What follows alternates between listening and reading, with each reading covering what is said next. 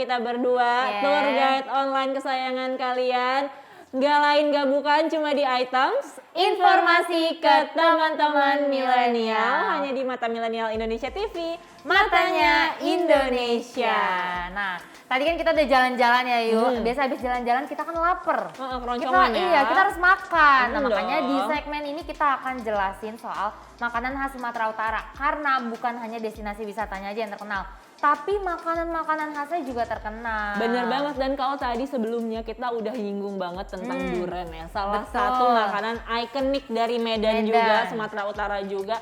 Ternyata buat kalian yang gak suka durian, jangan sedih, jangan gundah, karena banyak banget makanan-makanan khas Sumatera Utara lainnya yang gak kalah enaknya. Yes, setuju banget. Nah, mungkin salah satu dari kalian yang pengen ke Sumatera Utara ini juga jadi oleh-oleh khas dari Medan. Ini salah satunya adalah Bika Ambon. Meskipun namanya Ambon, ini dari Medan ya. Tapi dulu aku tuh ngedenger Bika Ambon, aku kira dari Ambon loh. Sama aku juga. Aku maksudnya baru tahu tuh setelah berapa lama waktu ternyata dari Medan ya. Iya, unik banget ya. Unik banget, kenapa Bika ya? Ambon. Nah, ini kalau misalkan kita membahas tentang Bika Ambon ini, kenapa namanya dari Ambon? Karena di Medan itu ada yang namanya Jalan Ambon. Nah, pertama kali tuh produksinya di Jalan Ambon ini, yang tepatnya ada di Kota Medan, teman milenial. Jadi jangan salah lagi ya, sekarang harus diluruskan bahwa Bika Ambon dari Medan. Benar. Ya. Nah, kue ini itu sebenarnya pembuatannya lumayan simpel, bahan-bahannya cuma dari telur, tepung tapioka, gula, dan juga santan aja. Nah, membuatnya tapi nih yang harus memakan atau membutuhkan kesabaran kalian semua. Karena adonan Bika harus difermentasi selama 7 jam dengan cara dicampur air nira. Dan air nira inilah nih yang membuat Bika Ambon begitu khas di Sumatera Utara. Dan menyesuaikan juga dengan selera konsumen, kini Bika Ambon itu tersedia dengan berbagai varian rasa. Contohnya nih ya, sekarang tuh ada yang Bika Ambon rasa pandan, durian, keju, dan juga coklat. Tapi tuh ya kalau misalkan ngomongin masalah Bika Ambon, aku tuh suka banget karena teksturnya tuh agak kenyal dan dalamnya tuh kayak berpori-pori gitu ya, enak banget sih. Tapi malahan aku tuh lebih suka original daripada yang ada topping-toppingnya. Karena aku setuju. Original aja tuh udah enak ya kan, udah enak dan fluffy gitu. Suka banget sih. Nah nih next nih, tadi kan udah ada cemilan-cemilan nih, kita agak makanan berat ya. Jadi di Sumatera Utara itu juga terkenal ada yang namanya mie goma. Nah, jadi ini tuh salah satu khas dari tanah Batak Toba. Di mana mie ini tuh terdiri atau terbuat dari mie yang disebut dengan mie Lydia atau dikenal orang Batak itu sebagai mie besar. Nah, penasaran kan kenapa sih kok namanya tuh mie goma? Karena cara pembuatannya itu digoma-goma atau dipegang-pegang tangan. Makanya namanya tuh mie goma. Nah, untuk penyajiannya, mie goma itu disajikan bersamaan dengan kuah dan sambal.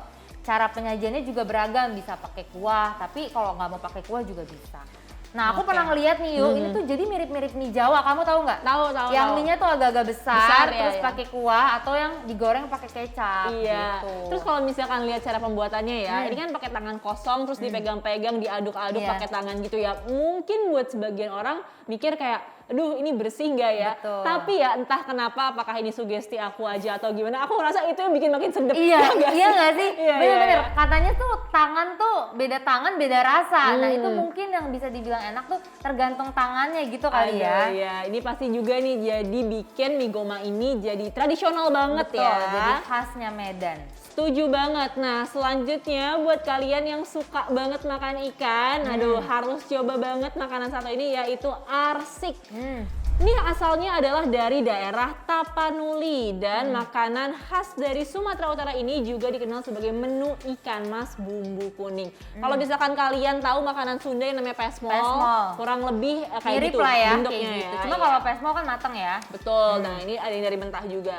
Nah, bedanya ikan bumbu kuning ini, penyajian ikan arsik ini masih lengkap dengan sisiknya. Jadi nggak dibersihin tuh justru, ya kan? Dan bahan ikannya juga beragam. Kalau misalkan tadi yang aku sebut identiknya sama ikan mas, tapi sebenarnya bisa diganti juga pakai ikan kembung, ikan kakap, atau pakai daging juga bisa nih, Pot. Dan bumbu arsik sendiri ini nih yang bikin kuncinya jadi enak banget rasanya. Karena ini mengandung beberapa komponen khusus dari wilayah pegunungan Sumatera Utara. Kalau misalkan nggak ada bumbu ini tuh rasanya jadi kurang gitu ya. Contohnya nih kayak andaliman, tuh enak banget juga kan, segar dan juga wangi. Serta ada juga kecombrang atau asam cikala gitu.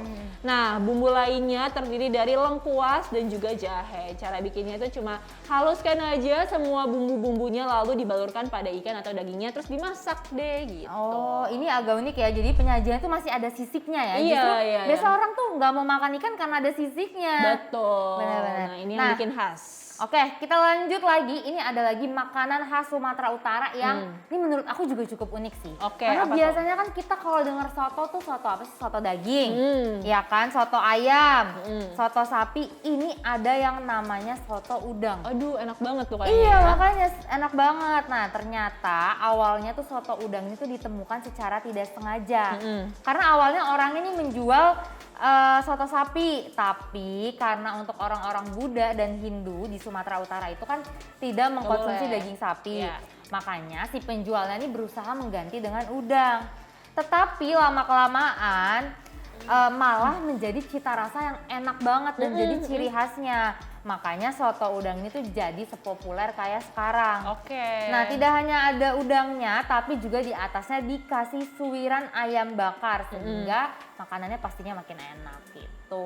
Waduh. Jadi soto udang ya, belum pernah dengar tuh ya? Belum pernah, tapi pengen banget nyoba juga karena Awan pecinta seafood dan biasanya kan kuah kaldu udang tuh lebih manis gitu ya. Betul. Aduh, pasti makin sedep tuh kuahnya ya nggak sih? Penasaran nggak sih? Bener banget. Nah, tapi selanjutnya kalau misalkan kalian pengen nyobain yang lain lagi setelah rekomendasi kita berdua tadi, ada yang namanya Dalini Horbo. Wah, udah pernah dengar belum tuh? Kamu udah pernah dengar? Namanya aja unik. Aku juga baru tahu nih. Jadi ini sebenarnya adalah olahan dari susu kerbau yang dimasak sampai nanti itu membentuk gumpalan kayak keju, Put.